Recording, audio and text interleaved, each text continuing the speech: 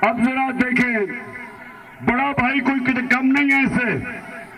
बड़ा भाई गया अमेरिका, अमेरिकी सदर को मिलने गया। जरा तमाशा देखें कि अमेरिकी सदर को कैसे मिल रहा है।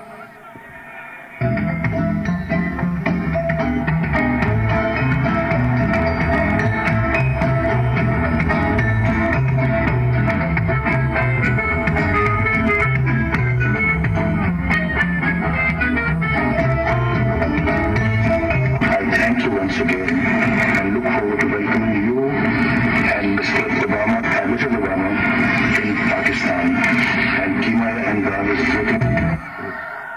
यानी कि अमेरिकी सदर के सामने ऐसे बैठे जैसे स्कूल का बच्चा बैठे हेडमास्टर के सामने। पर्ची पकड़ी हुई है कि कहीं मेरे से गलती ना हो जाए, मुझे मारना पड़ जाए हेडमास्टर से। सर, मैं थैंक यू भी पढ़ के कि कहीं गलती ना हो जाए, मेरा हेडमास्टर नाराज ना हो जाए। तो मेरे पाकिस्तानियों, देखें, आप एक गैरतमंद कौम है और इसलिए मैं आज आप सबकी ड्यूटी लगा रहा हूं। आपने सबने मेरे से वादा करना है, सुबह सुबह अपने इतवार को पोलिंग स्टेशन पे पहुंचना है,